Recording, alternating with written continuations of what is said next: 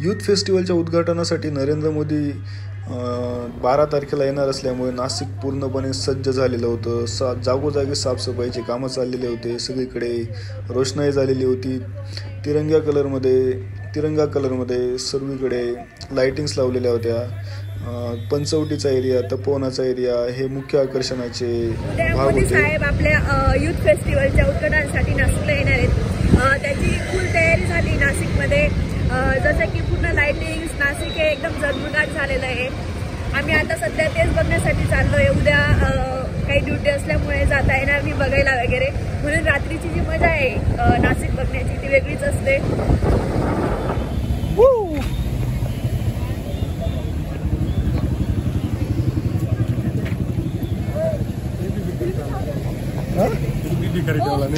सर्व साफ करून टाकलं की ती गर्दी राहायची.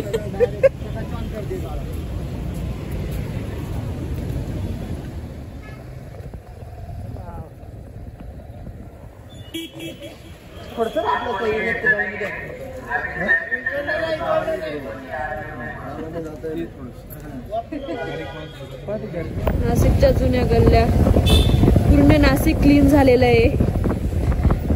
इतकंच क्लीन कायम असावं. नाशिकमध्ये धूळ साफ करण्याचं मिशन चालू आहे. रस्ते साफ केले जात आहे.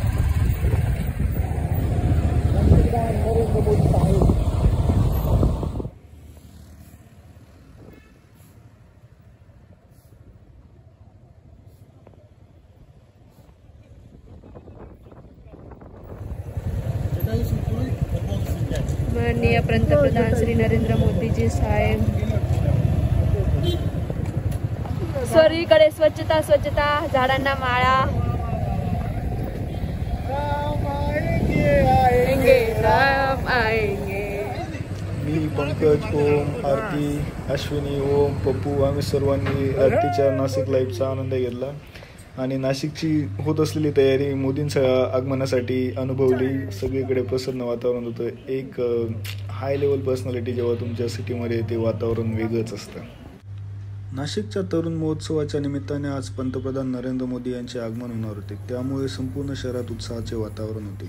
हजारो लोक मोदींना जवळून पाहण्यासाठी उत्सुक होते. मी देखील त्यापैकी एक होतो. सगळे रस्ते शुकशुकाट होते. सिक्युरिटी फोर्सेस लावलेल्या होत्या. आबाल, वृद्ध, स्त्रिया, मुली, तरुण मुलं हजारोंच्या संख्येने सभेच्या दिशेने जात होते. औरंगाबाद नाक्याकडे जाणारा तपोवनातील रस्ता पूर्णपणे झेंडूंच्या फुलांनी सुशोभित केलेला होता. मिलिटरी फोर्सेस देखील आलेले होते सुरक्षेच्या दृष्टीने. 2-3 किलोमीटरच्या रेडियसमध्ये वाहन घेऊन जाण्यास मनाई होती. सगळीकडे यूथ फेस्टिवल असल्यामुळे उत्साहाचे वातावरण होते. जय श्रीराम, भारत माता की जय अशा घोषणांनी सर्व वातावरण प्रसन्न झालेलं होतं. हजारोंच्या संख्येने लहान मुलं, स्त्रिया सर्व आलेले होते. स्वामी विवेकानंदांच्या जयंतीनिमित्त 27वा यूथ फेस्टिवल नाशिकमध्ये आयोजित केलेला आहे. 4 दिवस चालणार आहे तो, 16 ते 20 जानेवारीपर्यंत. ह्या सर्व प्रकारात भरपूर गोष्टी घडत होत्या. भरपूर गोष्टींचं दर्शन होत होतं. मोदींची भेट झाली नाही, सुरक्षेच्या दृष्टीने बघायला सुद्धा मिळाली नाही ते.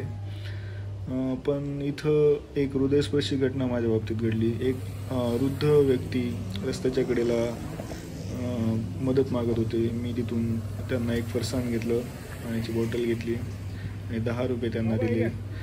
अशा प्रकारे मी माझा स्वतःचा यूथ फेस्टिवल साजरा केला. मोदींना भेटलो नाही, पण मोदींच्या विचारांनी प्रेरित होऊन एक चांगली कृती मी केली. Namo Namo. Thank you so much. Like करो, फॉलो करो, सबस्क्राईब करो.